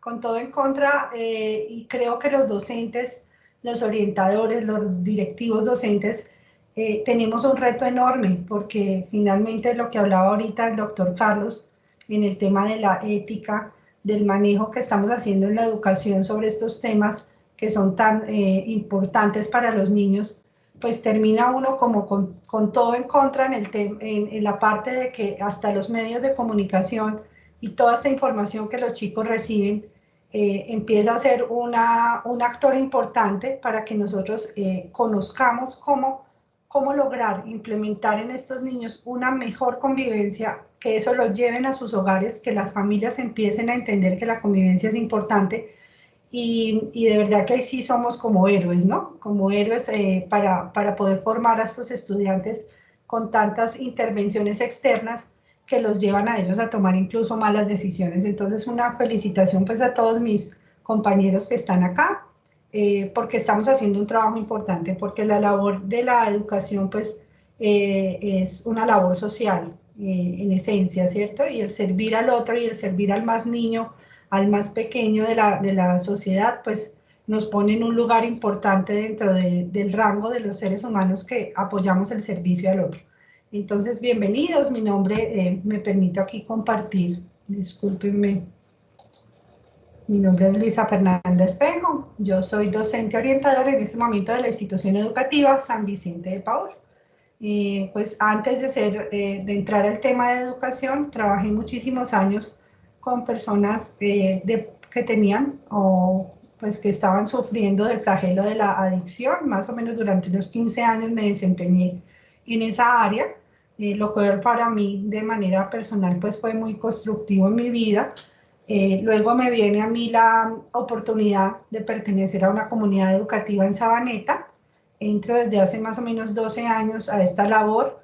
Me comencé a preparar, pues hice mi maestría en educación porque realmente yo no tenía, digamos, dentro de mis saberes el tema de la pedagogía, de ese acercamiento que tienen los profes hacia sus estudiantes, pues no era de mi área, pero ya estando acá, pues empecé a investigar un poco sobre todo lo que nos compete a los orientadores escolares. Entonces soy magíster en educación, derechos humanos, y ya en el municipio de Envigado llevo alrededor de 3 años. Le agradezco muchísimo la invitación al doctor Carlos y creo que es un espacio tremendamente importante para que empecemos a valorar, y ahorita también lo decía la profesora Alba, no recuerdo de qué institución es la profesora, pero me llama mucho la atención lo que ella habla de cómo estamos abordando el tema de la ética en las instituciones y por qué sigue viéndose la ética como esa clase de relleno, como esa cualquier, digamos, profesor o persona que incluso no tenga la formación la puede abordar, y ahí vamos a tener que hacer una transformación grande en las instituciones porque realmente sin ética no hay nada, ¿cierto? Podemos tener muchos saberes, muchos conocimientos, pero si no manejamos dentro de los chicos esos valores éticos, pues vamos a seguir teniendo una sociedad tremendamente desproporcionada, ¿cierto? Entonces, bienvenidos. Vamos a hablar hoy del servicio a los demás como eje de la convivencia escolar. Es una propuesta que tiene la institución educativa San Vicente de Paúl para romper un poco el paradigma de la convivencia punitiva, ¿cierto? Del chico comete una falta, entonces hay que judicializarlo, casi que lo veíamos así antes, hay que hacer todo un proceso donde ese estudiante es señalado, ¿cierto? Y casi que al final terminaba él repitiendo las mismas conductas porque no lográbamos saber en el fondo qué pasaba con el estudiante que recurrentemente tenía faltas en la institución. Entonces nos dimos como a la tarea de empezarnos a pensar esa convivencia desde otros puntos de vista, ¿cierto? Y entender el contexto del estudiante que comete las faltas, ¿cierto? Vamos a mirar acá, digamos, unos preceptos. Nosotros como institución educativa, pues tenemos un lema, ¿cierto? El servicio a los demás acompaña y es base de nuestra cotidianidad. Y de ahí partimos para empezar a pensarnos la convivencia en nuestra institución desde el servicio, ¿cierto? No desde el servilismo, no desde el hacer para que me vean, sino en explorar esas capacidades, esas habilidades que tienen los estudiantes para visibilizarlos dentro de ese contexto y hacer que eso que él hace bien lo pueda proyectar al otro, ¿cierto? Entonces, pues nos acogimos obviamente a la ley, porque básicamente, y ahorita también lo preguntaban los profes, es ¿qué hacemos para implementar esto, cierto? Y en ese qué hacer decimos, bueno, hay que ver qué hay en la ley, ¿cierto? ¿Qué nos propone el Estado? ¿En qué línea nos da las secretarías de educación? ¿Cuáles son todos esos documentos que debemos leer, aprender, ¿cierto? Para poderlo estructurar en la comunidad. Entonces, en ese sentido, permítanme, aquí les miramos en la diapositiva, comenzamos a ver que nuestra comunidad, como y seguramente todas las comunidades educativas y y en todos los grupos sociales pues habían problemas de comunicación y dificultades para resolver los conflictos. Cuando empezamos a mirar la ley dijimos, bueno, ya llevamos 8 años, prácticamente, no sé, me corrigen los que más saben, creo que fue en el 2013 donde empezamos o se sancionó la ley 1620, ¿cierto? Y luego se reglamentó con el decreto 1965, de eso ya han pasado unos años, y a veces siento yo que lo tenemos como letra muerta. Es decir, sí se han hecho unos grandes cambios y transformaciones dentro de las instituciones, más porque la ley, digamos, lo impuso, pero tenemos que empezar nosotros como educadores a generar conciencia de que esta ley y este decreto son una herramienta grandísima, enorme, que nos da el Estado para gestionar el tema de convivencia en las escuelas. Si nosotros leemos, es una ley absolutamente, digamos, inclusiva, ¿cierto? Que aborda todos los problemas, que uno únicamente habla de la sanción. Es más, creo que es de lo que menos habla el decreto, ¿cierto? Nos habla de formación, nos habla de inclusión, nos habla de incluso de la resolución de los conflictos de una manera pues como adecuada, de la conversación, del diálogo. Entonces son una cantidad de elementos que la ley nos trae y que generalmente, y pues que yo me imagino que en su época, porque me tocó vivirlo, ¿cierto? Cuando llega la ley y nos dicen a todos los colegios, oigan, tienen que empezar a pensarse la convivencia distinto. Hay que empezar a mejorar esos procesos, hay que hacer rutas de atención, en ese hay que hacer, pues todos quedamos como, bueno, ¿y ahora qué va a pasar? Y lo que ha venido pasando, y lo siento de corazón, es que afortunadamente esto que surgió además de una situación muy triste, que fue el suicidio del Sergio Urrego, ¿cierto?, en Bogotá, a partir de toda esa sentencia de la Corte Constitucional, se genera entonces la aparición de esta ley y nos hace ver a la comunidad educativa como, bueno, despierten que son ustedes los llamados a transformar, a mejorar, porque no podemos seguir teniendo problemas de discriminación dentro de las escuelas y porque además tenemos que empezar a involucrar a los otros actores escolares. Y ahí empezó, digamos, para mí y para los que trabajamos el tema de la convivencia, un reto y digamos, una dificultad grande, que era romper esos paradigmas que traía el padre de familia.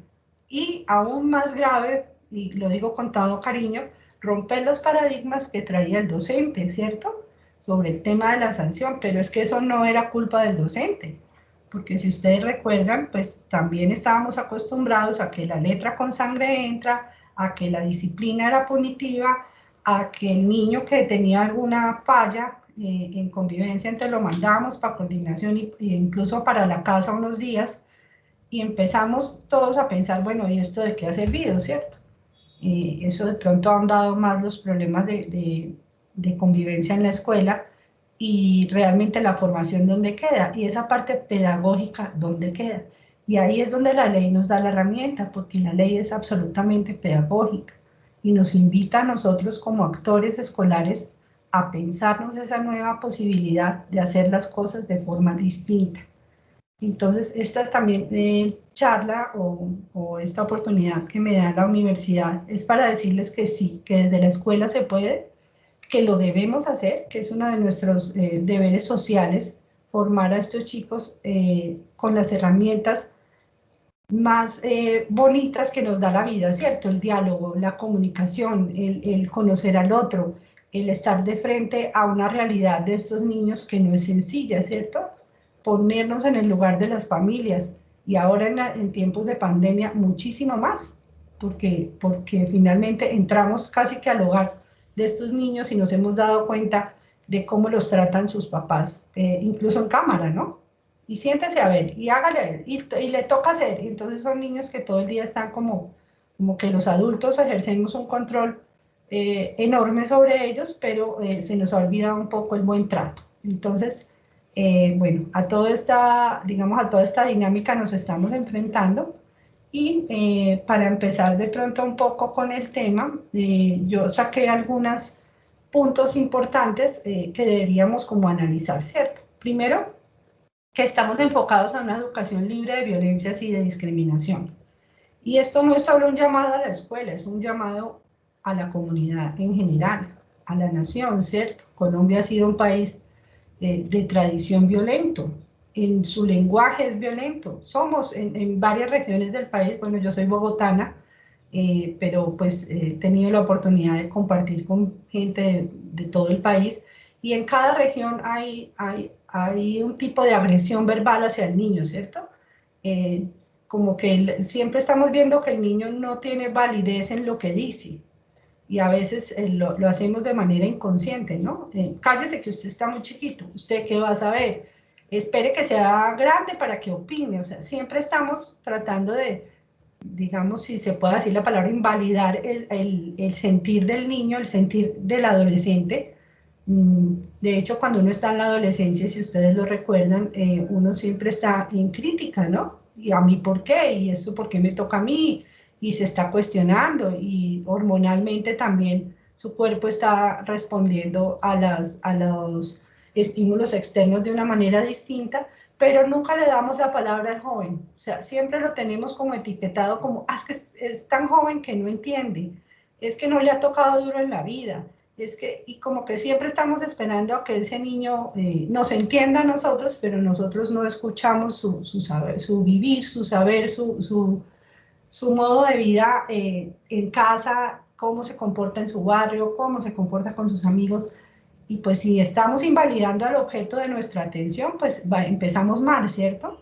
Y generamos violencia también, porque siempre le estamos diciendo al niño que no puede, que no quiere, que no es capaz, o que no tiene la capacidad de conversar conmigo porque yo soy el adulto, ¿cierto? O porque yo soy el docente. Entonces yo los invito también como a repensarnos esa relación con el estudiante, y eso nos va a permitir acercarnos más a su realidad. No estoy diciendo que lo hagamos todos los días y que seamos pues como una fuente de agresión a los niños, no, para nada, pero a veces lo que hablaba ahorita Carlos es muy cierto, estamos replicando cómo nos trataban a nosotros, incluso en el colegio, ¿no?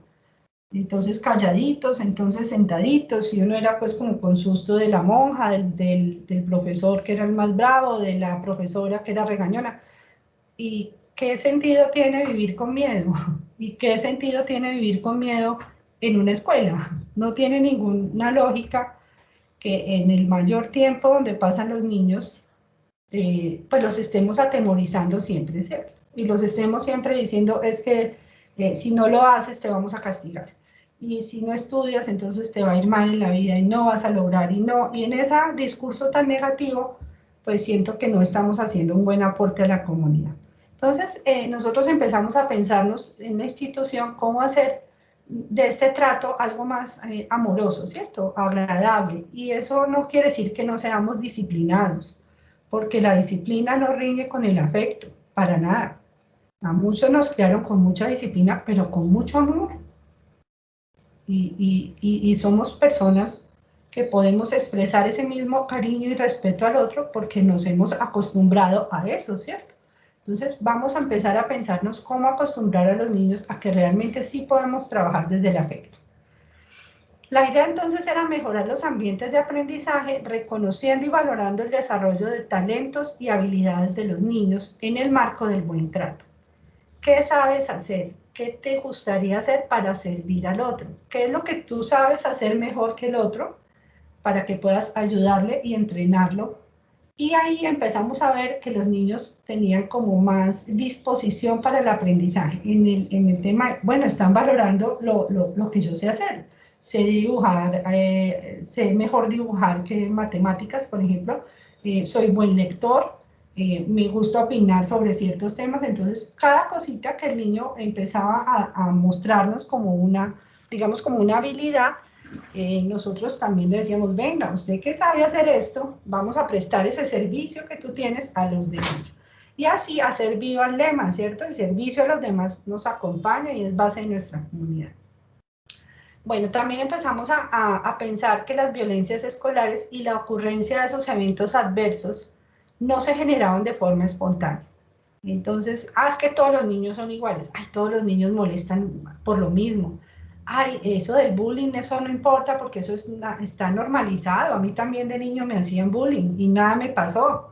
Y cuando uno se pone a pensarse, uno dice, oiga, sí me pasó, a mí me molestaban en el colegio por eso y a mí me dolía, pero como no podía decir ni expresar, ni nunca tuve un espacio para dialogarlo con un adulto, pues no me creían, ¿cierto? Entonces, así fue pasando y sí, uno va creciendo, obvio, y puede que no crezca con problemas psiquiátricos, psicológicos graves, pero sí hay un dolor en el alma, ¿cierto? De cuando a uno lo humillan, de cuando a uno se le ríen por las espaldas, hablan mal de uno, o sea, a cualquier humano le duele. Ahora a un niño, un adolescente, más a un adolescente que está en ese periodo de autoconocimiento y que se vea señalado por otro par, pues eso tiene que importarnos y tiene que importarnos a los adultos que estamos ahí para verificar y vigilar que ese tipo de cosas no pasen en la escuela, ¿cierto? Entonces tenemos que darle una mirada importante a las violencias escolares, que no solo es el golpear al otro, de hecho es lo que menos nos pasa en las instituciones. Si hay 2 o 3 casos de agresión física es mucho y pues lo hablo desde mi comunidad y entiendo que en otras comunidades no es el común de las cosas, pero sí hay unas violencias como ocultas, ¿no? Como que están ahí y que los niños empiezan a afectarse sobre esas maneras del trato que hay hacia él, ¿cierto? Entonces esto no es espontáneo, ¿esto de dónde sale? De las dinámicas sociales propias del contexto y de la réplica que hacen estos chicos de lo que ven en casa, por ejemplo. Entonces ahí nos toca ¿qué? Involucrar a la familia para hablarle de convivencia, para hablarle de buenas formas, de buen trato, porque si el niño está acostumbrado así en casa, ¿cierto? A pedir, a exigir, a pasar por encima del otro, pues va a llegar a la escuela a replicar prácticamente lo que ve en sus entornos y en su sociedad. Bueno, también hablábamos de diferentes actores que conforman la comunidad. Debemos empezar a tejer juntos redes de apoyo basadas en el buen trato. Y esa palabra tejer a mí me encanta. Cuando uno teje, une, ¿cierto? ¿Y a quién tenemos que unir? Pues a la familia, al colegio, incluso a las personas que tenemos en las instituciones prestando servicios administrativos, ¿sí? Las secretarias, la de la biblioteca, las niñas que nos colaboran con el aseo, o sea, todos somos parte de la comunidad y entre todos tenemos que empezar a tejer redes de buen trato. No podemos seguir tratándonos mal y fuera de eso vivir 12 años en una institución donde nos tratan mal, donde no nos aprueban, donde no nos dan la voz. Entonces, si empezamos a cambiar esos, digamos, esos ejes, esos engranajes que están dañaditos por lo que traemos de antes, del trato que nos dieron a nosotros, pues vamos a empezar a hacer comunidades muchísimo más, digamos, muchísimo más encaminadas a la convivencia y al buen trato. Bueno, también teníamos como la idea de formar comunidades educativas inclusivas que eduquen teniendo como eje central el amor y el servicio a los demás. Y esa es nuestra meta. No podemos desconocer que el amor abre muchas puertas y es un amor no romántico, sino un amor hacia lo que hacemos, ¿cierto? Hacia el papel y el rol que tenemos dentro de la educación como orientadores, como docentes, como directivos, los mismos niños, ¿cierto? Ellos tienen que aprender a tratarse con cariño, ¿cierto? Con afecto, porque el afecto abre más puertas que cualquier otra cosa. Y ahí pues me uno un poco a ese proyecto que tiene don Carlos de la transformación cultural profunda. ¿Y cuál es nuestro rol en esa transformación cultural profunda? Y cambiar cultura pues es una cosa impresionante, uno la ve como, uy, ¿cuándo va a cambiar todo esto? ¿Cierto? Y con tantas noticias negativas que uno escucha, es ¿cuándo va a cambiar? Pero la pregunta debe ser, ¿qué estoy haciendo yo para que esto pueda empezar a cambiar en el mundo? ¿Y cuál es ese ambiente que yo puedo empezar a controlar para que estos niños que están bajo mi tutela, mi cuidado, bajo mi servicio, pues también vean que la salida no es la violencia, ¿cierto? Que la discriminación, que el maltrato no es ni debe ser siempre lo principal. Bien, entonces en esa línea les cuento que nos planteamos 2 objetivos. Uno era pues fortalecer en estos docentes, estudiantes y familias las habilidades socioafectivas, que ahorita las voy a describir de manera muy corta, porque si uno está bien, pues básicamente también hace que el otro esté bien, ¿cierto? Si uno tiene bienestar en su corazón, en sus emociones, equidad, equilibrio, pues eso también le va a brindar al otro. Uno dice por ahí que uno da de lo que tiene, ¿cierto? Si uno vive en completo conflicto con uno mismo, en una pelea constante con uno mismo, pues a que él expresa a los demás lo mismo, ¿cierto? Conflicto, problemas, estrés. Entonces empezamos a trabajar un poco en que los docentes sintieran que también son valiosos, que son demasiado valiosos en la comunidad, pero que tenían que empezar a mejorar o a aprender incluso estas habilidades socioafectivas y a trabajar sobre ellas para que su trato con el estudiante comenzara también a cambiar. Y con esto no estoy diciendo que seamos unas comunidades de docentes maltratadores, para nada. Más pienso yo que hemos empezado, que hemos tenido, digamos, la desgracia de replicar conductas anteriores que a nosotros también nos pasaron, entonces entendemos que eran buenas, pero si ya hacemos esta reflexión, tenemos que empezar a desaprender, ¿no? Y teníamos un segundo objetivo que era promover la salud mental y el bienestar de los actores de la comunidad. ¿Y esto por qué es importante? Porque los índices de afectación en salud mental, por ejemplo, de la población docente son altísimos. Y esto no es gratuito, ¿cierto? Tenemos un estrés adicional porque estamos casi que cargando problemas de la comunidad y eso es un trabajo muy, muy grande. Y a veces nuestras herramientas psicológicas no nos dan para eso y se quiebran.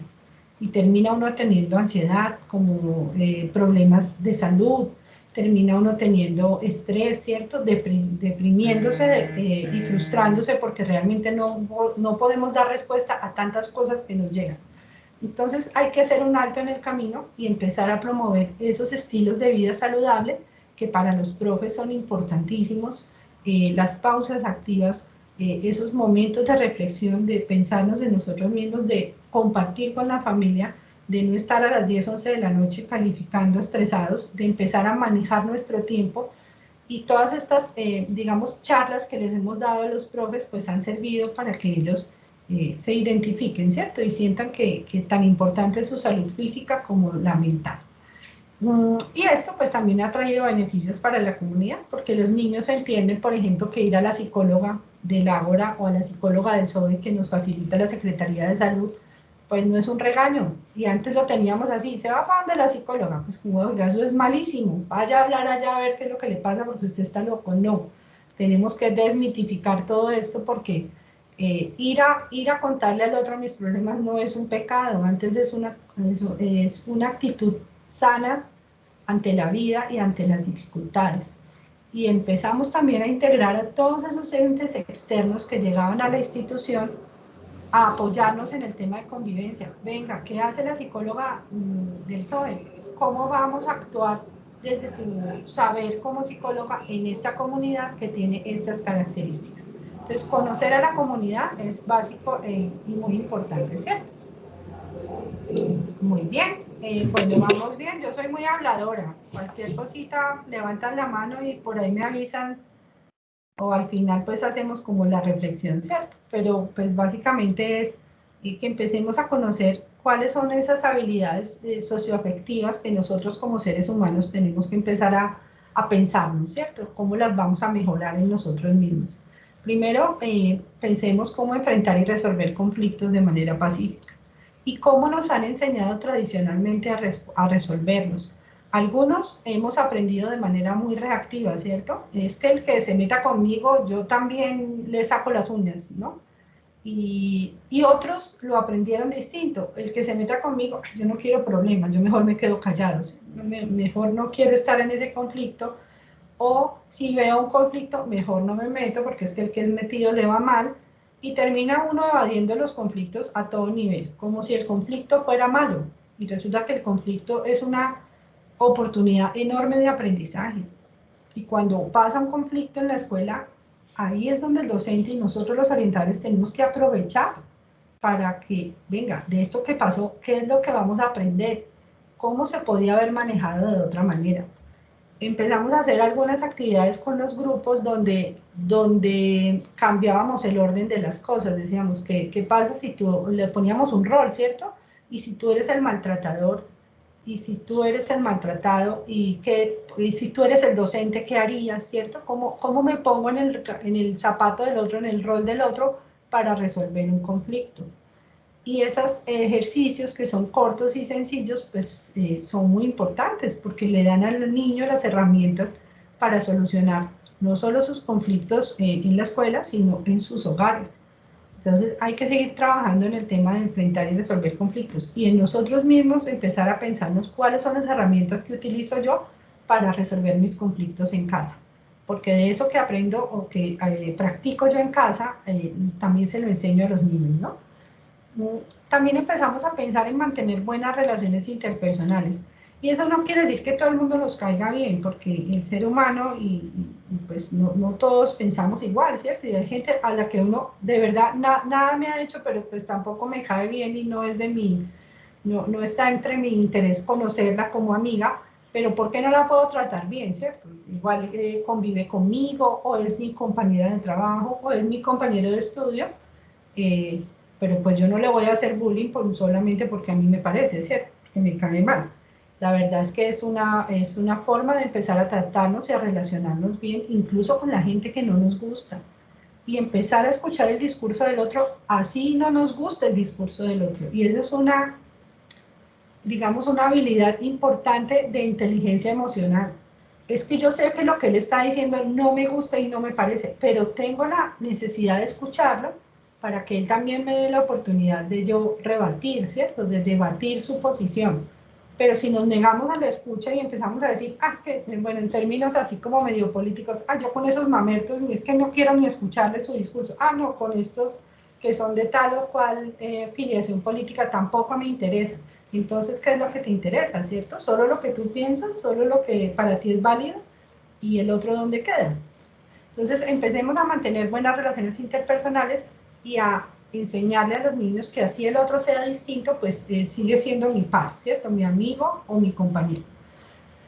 La otra parte que habíamos analizado mucho era cómo empezar a comunicar asertivamente nuestros pensamientos e ideas y ayudarle a ese estudiante o a ese familiar o a ese padre de familia a ser asertivo, ¿sí? A llevar un conducto regular, a no llegar a chocar a la institución. Es que ustedes no me entienden el niño, es que me le tienen rabia, es que le pusieron uno, es que...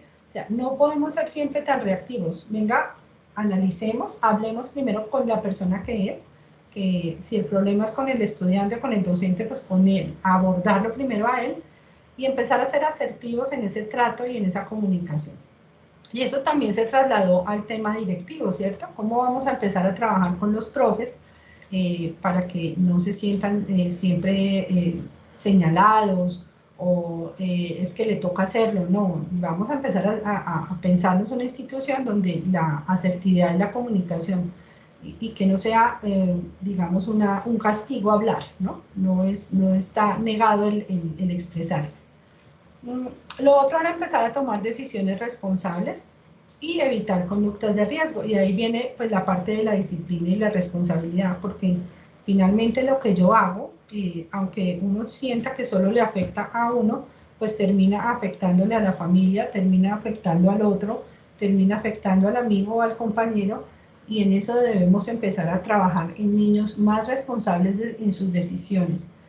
¿Qué me motiva a mí el tema de las decisiones? Que estoy viendo con mucha preocupación, y hay varios documentales ahora que hablan del tema, es cómo las grandes corporaciones, por ejemplo, influyen en nuestra forma de pensar y lo hacen a través pues, de nuestros aparatos tecnológicos, ¿cierto? Entonces, hagan el intento. Ustedes quieren tomar una decisión, de pronto están pensando en comprarse un carro, usted de casualidad pone la palabra carro y a los 2-3 minutos le empieza a usted a salir toda la publicidad del mundo sobre lo que usted está buscando en su celular, ¿cierto? Entonces, miren cómo las grandes empresas, corporaciones, nos están influyendo en esa toma de decisiones.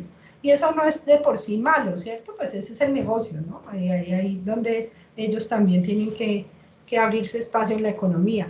pero sí tenemos que empezar a ser más responsables con las finanzas, en cómo estoy yo enfrentando esa compra que de pronto no lo necesitaba, pero pues me lo están diciendo cada rato en el celular, así uno no lo tenga consciente, cada rato nos están llegando mensajes, adquiérelo, cómpralo, sé más delgado, mira, debe ser así, este es el modelo de cuerpo que debes tener.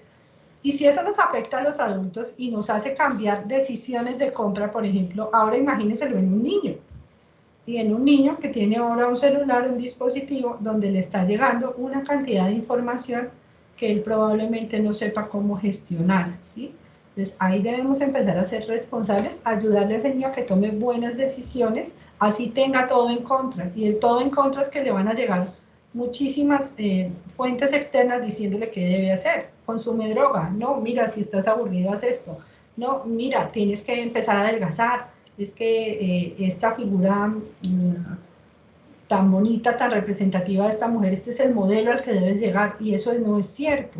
Entonces hay que empezar a trabajar en esa toma de decisiones para que los niños empiecen a entender que todo lo que les muestra el mundo, pues a veces está sujeto a unas relaciones económicas y se sacan de la ecuación lo humano, ¿cierto? ¿Cómo es el deber ser de lo humano? Y el tema de evitar pues conductas de riesgo en el sentido de que los niños y nosotros también como adultos y las familias comencemos a identificar esas situaciones donde generamos o se generan riesgos y alejar a los niños pues como de esas cosas que les pueden pasar y que son negativas para su vida. Entonces ahí seguimos con el tema de evitar estas conductas de riesgo y fortalecer estas habilidades socioafectivas. Pero no solamente en el estudiante, como les decía ahora, sino en la familia, que debe ser un acompañante de nuestro proceso, y obviamente con los docentes, que son la parte importante también de la ecuación. Y ahí pues veníamos y derivábamos un poco en esa calidad del servicio, ¿cierto? Y no es el servicio corporativo, ¿no? Del servicio al cliente, no. Estoy hablando del servicio como valor, ¿cierto? Como esa intención que tenemos de seres humanos de ayudar, consolar y ver feliz al otro. Y ahí es donde la institución educativa San Vicente quiere trabajar. Es cómo desde lo que yo sé hacer, cómo desde mis conocimientos puedo ayudar al otro, cómo siendo asertivo puedo consolar al otro, ¿cierto? Así no esté de acuerdo con él o así no sea mi amigo, y cómo logramos una estabilidad en la convivencia que permita que la institución sea un espacio agradable de aprendizaje, ¿sí? Entonces, esta es como la base de la confianza que tenemos en la institución con los estudiantes, y hemos hecho, digamos, algunos experimentos interesantes, ¿sí? En el Día de la Familia, donde tradicionalmente los docentes le hablaban a la familia o hacíamos actividades pues para que la familia llegara a la institución, y ahora virtual, pues entonces virtual los invitábamos. Y entonces lo cambiamos y dijimos, bueno, ¿y la familia qué sabe hacer, cierto? ¿Qué servicio presta la familia y cómo nos va a ayudar a la comunidad para que empecemos a vivir otras experiencias? Entonces, en esa época, pues no estábamos en pandemia, encontramos que un papá dijo, vea, yo sé cortar el cabello. Entonces le adecuamos un salón y ese día de la familia él se dedicó a hacer lo que le gustaba y prestó el servicio a los demás desde su propia habilidad como padre de familia, y había que verle también el orgullo al niño diciendo, ay, mi papá es el que está allí cortando el cabello, ¿cierto? Eso que él sabe hacer, que en la comunidad se reconoce, pues también lo empezamos a reconocer en la institución. ¿Y tú qué sabes hacer como mamá? No, yo sé bordar, no, yo sé, o sea, todos esos conocimientos que incluso no son muy técnicos o muy académicos, empezaron a servirnos para tejer relaciones dentro de la institución, ¿cierto? Y para conocernos como institución educativa. Entonces, bajo ese lema del servicio, pues hemos logrado muchas cosas bonitas como comunidad educativa, y queremos también expresarlo, lo expresamos en el foro anterior, donde esta propuesta pues fue premiada, ¿cierto? Fue ganadora, la llevamos también a Bogotá, al foro nacional, y la queremos hacer visible porque nuestro trabajo vale, ¿cierto? Y hemos hecho un trabajo bonito con la comunidad, con los padres, y también queremos que sea pues como reconocido, no por el tema del reconocimiento y lo que se pueda ganar de esto, sino porque sé que en otras instituciones también puede funcionar. Cambiar ese chip, romper ese paradigma del siempre estar acusando o no atendiendo a las necesidades del otro y empezar a hacer cosas nuevas para los niños y para los adolescentes. Bueno, importante tener en cuenta entonces digamos unas piezas que ahí lo pongo en la diapositiva como un rompecabezas, ¿no? Cómo unimos todo esto y también ahora Alba lo decía, ¿cómo hacemos en la comunidad para que esto funcione, ¿no? Para que esto empiece a verse y a hacerse vivo.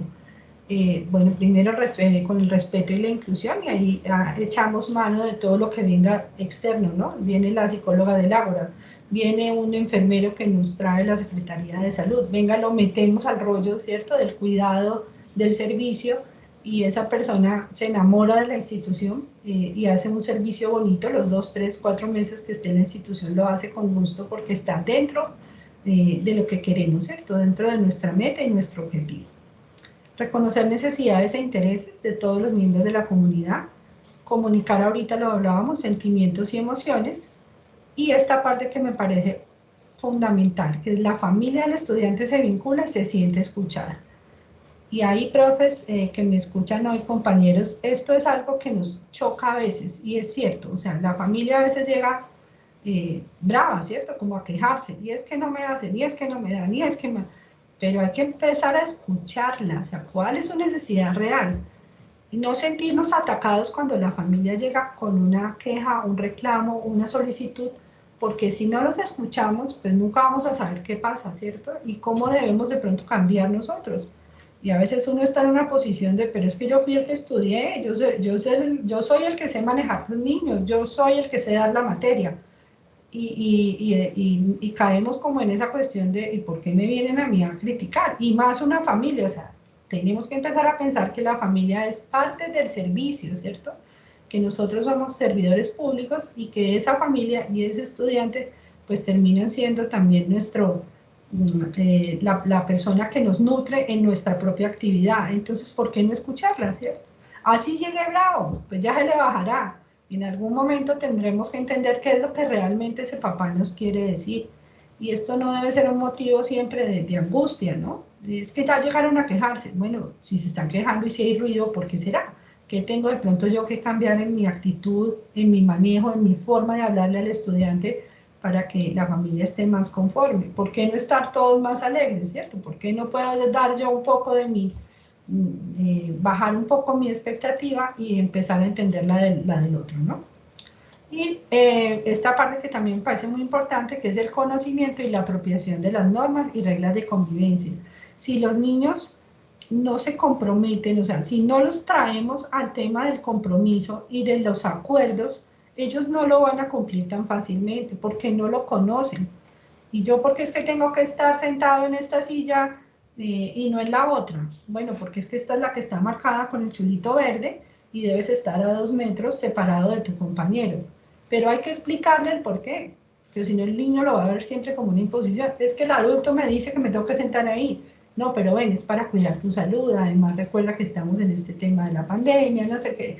Darle ese reconocimiento al niño de que la norma no está ahí porque sí, sino porque usted hace parte de ella, y si tú la cumples tiene un bienestar para ti y para el otro, pues nos cambia la mirada, ¿no? No es una imposición siempre disciplinaria, lo debe hacer, lo debe cumplir, sino que es una cuestión consensuada donde el niño entiende por qué, donde el adolescente entiende el por qué. Si no les explicamos y siempre le estamos diciendo, estas son las normas de clase, y cuidadito las irrespetan, pero y entonces, ¿dónde está tu parte, cierto? ¿Dónde está tu reflexión y tu aporte? Para que esto se haga real dentro de la comunidad, profe, siento que es muy importante que las directivas lo acojan y que como comunidad lo articulemos al PI, ¿cierto? A los planes de orientación, a la convivencia escolar, al manual de convivencia. Esto tiene que estar escrito, ¿sí? ¿Cómo manejamos el tema del buen trato? Pues lo debemos escribir en algún lado, porque cuando una persona llega nueva a la comunidad, le debemos entregar un plan de ruta. Mire, así funcionamos aquí, funcionamos bajo este discurso, funcionamos bajo este modelo, para que la persona llegue y se haga un engranaje con lo que queremos, ¿sí? Con nuestra meta institucional y con las metas que nos planteamos desde el PI. Ahí vemos el otro punto de cómo integrar el servicio a la convivencia, pues fortaleciendo las habilidades socioafectivas en todos los miembros de la comunidad. Este desarrollo de escuelas de padres, de escuchar a los papás, de enseñarle a los papás, porque también estamos en esa posición moral y ética de ayudarle a esas familias que están pasando por malas situaciones, que están repitiendo esquemas anteriores malos de crianza, a que empiecen a tener una crianza positiva, una crianza o una disciplina positiva, y eso hay que enseñarlo a las comunidades. Eso no lo aprende la gente sola, porque lo que venimos tradicionalmente repitiendo esquemas anteriores de crianza, pero si no les damos modas alternativas, pues ellos seguirán repitiéndola con sus hijos. Y lo otro es trabajar mucho con las habilidades de los profes en el tema didáctico y pedagógico, para generar guías y material que nos queda ahí como un referente para los otros grupos que llegan, ¿cierto? Entonces, con los niños de tal grado manejamos esto, pero cuando pasan a otro ciclo, esas guías quedan ahí para que los profes las puedan utilizar nuevamente. Entonces, hacer todo este material bonito, didáctico, ayuda a que el tema de la convivencia, del servicio, etcétera, siga pues como siendo parte de nuestro deber ser en la institución. Y ya para acabar, pues esto nos ha traído unos beneficios, ¿cierto? Que hay un mayor compromiso de la comunidad y una participación de la comunidad en las decisiones. A mí me parece básico que trabajemos mucho con el gobierno escolar. La gente debe hacer parte del gobierno escolar, y hay que enseñarle a las familias que es una calidad ser un miembro del Consejo de Padres, por ejemplo, y que a través del Consejo de Padres va a lograr transformaciones, pero hay que escuchar a la familia, así parezca crítica, porque de la crítica tendremos que crecer. Y de esos chicos que se reúnen en el Consejo Estudiantil, hay que ayudarlos a formarse en ciudadanía, y a que lo que ellos dicen lo vamos a escuchar, así no estén claros en lo que estén diciendo, pero para eso estamos los adultos, para lograr que ellos formen sus concepciones sobre la vida, para lograr que ellos se sientan incluidos, escuchados, y que en un futuro puedan hacer un voto consciente hacia otras personas, ¿cierto? Entonces formamos seres políticos, formamos seres críticos, pero no siempre es callándolo como lo vamos a educar. Hay que escucharlo, hay que ver que él es un interlocutor válido, digo yo siempre. Bueno, fortalecimos el buen trato, las habilidades socioafectivas y la justicia restaurativa, en términos de que trabajamos no sobre la falla como tal, sino como esa crisis con la que pasaste, o esa situación incómoda que te dejó para tu vida, y cómo vas a resarcir el daño si de pronto esa situación afectó a otro. Entonces, hacer todas esas preguntas al estudiante, entre comillas, infractor, como lo llamábamos antes, es que incumplió la norma.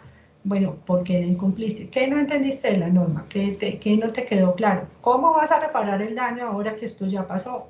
Porque también tendremos que actuar en términos de cuando hay una disfunción en la institución, pues hay que abordarla inmediatamente. Y por último, profes y compañeros, no dejar pasar nada. ¿En qué términos? En que cualquier punto de violencias físicas, verbales, etcétera, que uno identifique en la institución, hay que intervenir. Ya sea desde cualquier persona de la comunidad debe intervenir. El que vio la falta debe intervenir. La señora del aseo que vio que el otro niño estaba maltratando debe intervenir. Es que ella no es la que le toca, pero ella fue la que vio, ¿cierto? Y ella nos puede ayudar a que eso no quede impune, o que no quede sin trabajarse, porque eso debe trabajarse para que se pueda implementar dentro de la cultura de la institución. Entonces, somos comunidad, estamos para servir a la comunidad, y vamos a crear entre todos comunidades educativas mucho más eficientes, más responsables con los niños, con los adolescentes, involucrando a la familia, porque ya es un hecho que la familia hace parte de la comunidad. Ahora más lo hemos vivenciado, y agradecemos mucho a las familias que se han querido meter en este rollo del buen trato, porque eso nos ha ayudado mucho a que los niños estén básicamente más felices. Muchísimas gracias. Hasta aquí va mi intervención. No sé si hay dudas, preguntas. Podemos conversar un ratico sobre lo que trabajamos hoy. Luisa, muchísimas gracias. Vamos entonces con la intervención de Jorge Henry Betancourt. Sí, buenos días. Pues primero felicitar a Luisa Fernanda y a la institución San Vicente de Paúl por esta experiencia que nos comparten. Bien, yo quiero como cogiendo el título de los seminarios sobre la enseñabilidad de saberes, es interesante que hoy nos cuestionemos sobre si es enseñable la ética, las ciencias espirituales, la religión. De la misma manera sería válido que hoy nos preguntemos si es enseñable la salud, si es enseñable la convivencia, si es enseñable el raciocinio, si es enseñable la vida en colectivo, si es enseñable la construcción tecnológica. O sea, cualquier saber es enseñable. Y no me refiero a que sea una opinión que yo vengo aquí a imponer, sino que desde los presocráticos viene la pregunta de qué es lo que yo puedo conocer, qué es lo que yo puedo enseñar. Y todo se puede conocer y todo se puede enseñar. Entonces yo creería que, aunque sea anticipado concluir, pues hombre, frente a la enseñabilidad de la ética, la religión y los saberes espirituales, pues no hay duda que sí son enseñables. Lo segundo es en qué contexto surgen estos conocimientos. Voy a referirme a campos diferentes. Por ejemplo, la salud. ¿Es enseñable el cuidado del bienestar y la salud? Obvio que sí. ¿En qué contexto? Pues si nosotros nos vamos a contextos culturales de hace unos años, pues hombre, bañarte a las 3 de la mañana con agua fría, cargar sobre tu espalda un morral lleno de piedras y hacer una caminata de 5 horas, eso se consideraba saludable. Que pasaras por en medio de los compañeros y te dieran a palos o a golpes en el ejército, eso se consideraba saludable. Eso te formaba, te ayudaba a ser más fuerte. Y entonces las películas también transmiten esos modelos culturales. Y Rambo entonces nos enseña que el dolor es formador del bienestar. ¿Hasta dónde? No sé. Carlos Palacio ha venido trabajando un tema, yo comparto con Carlos hace bastantes años, y es el tema de cuál es el contexto cultural en que hoy vivimos. Es un contexto que está transformándose y es un contexto muy propicio, le dije yo muchas veces a Carlos, para que pudiéramos proponer este otro modelo, ya no patrístico, autoritario, sino matrístico, dialogante, pero conectando también con lo que César Jaramillo nos compartía en su conferencia anterior. Tiene que apuntar a tocar lo afectivo, los sentimientos. Para no hacer muy largo el asunto, porque no se trata de dar otra conferencia, sino de proponer un tema de reflexión y también empatando con lo que el profesor Héctor nos decía hace unos momentos después de la conferencia del doctor Carlos Palacio. ¿Quién debe enseñar ética, religión y ciencias espirituales? El contexto, obviamente, la cultura, y dentro de la cultura la familia y la institución educativa. Tenemos que trabajar conectados de la mano, la familia y la institución educativa. Y así como se pone en el contexto de la institución educativa una persona para que enseñe lo tecnológico, una persona para que enseñe sobre salud, una persona para que enseñe sobre sociedad y convivencia, también debe haber personas idóneas que enseñen ética, saberes espirituales, religión. y que hagan parte, como lo decía Héctor, de un conglomerado, de un equipo que reflexiona permanentemente estos temas.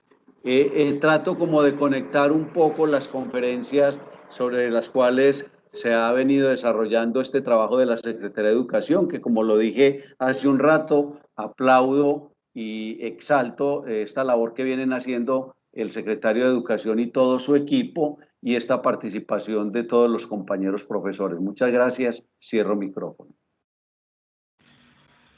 Vamos entonces con la intervención de Alba Lucía Londoño. Hola, buenos días nuevamente. Muchas gracias, Luisa, por su intervención.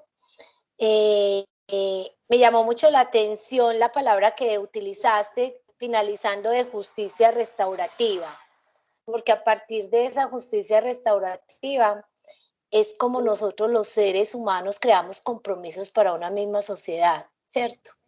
Y es donde el ser humano manifiesta todo su pensamiento y su sentir detrás de lo que hizo o de ese conflicto presentado. Entonces me gustó mucho ese nombre de justicia restaurativa, muy bien por esa parte. Y por último, considero que el amor es el transformador de todo, es el que ayuda a tejer, es el que ayuda a los actores a unirse cada vez más, y de ahí, como tú lo decías, esas redes de apoyo se van ampliando cada vez más, pero sin dejar aparte las familias. Para mí las familias son una base fundamental y primordial en el compromiso en el ente educativo, porque de ahí parten muchas experiencias que los chicos le cuentan a uno, los estudiantes, de esa violencia que se vive intrafamiliar también.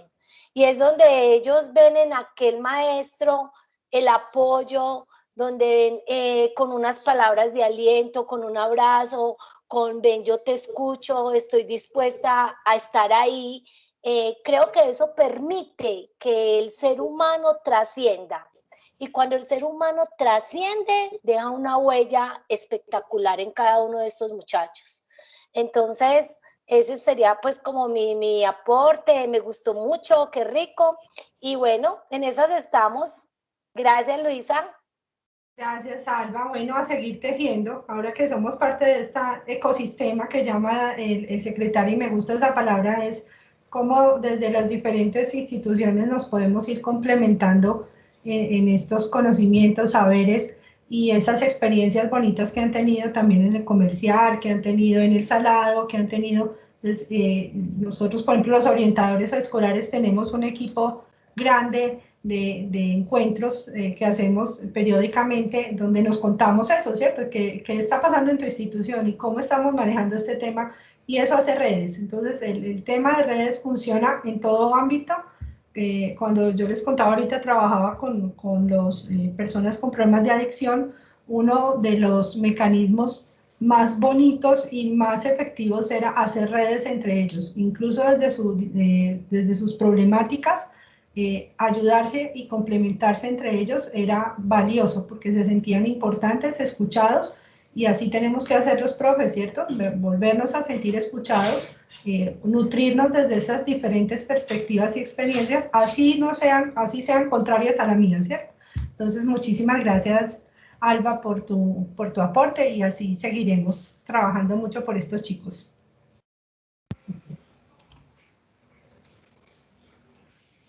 Luisa, muchísimas gracias entonces por tu intervención. A todos los asistentes y ponentes, gracias por participar de este cuarto seminario.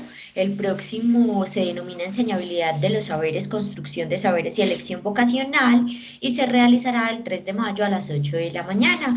Tengan un feliz resto de día.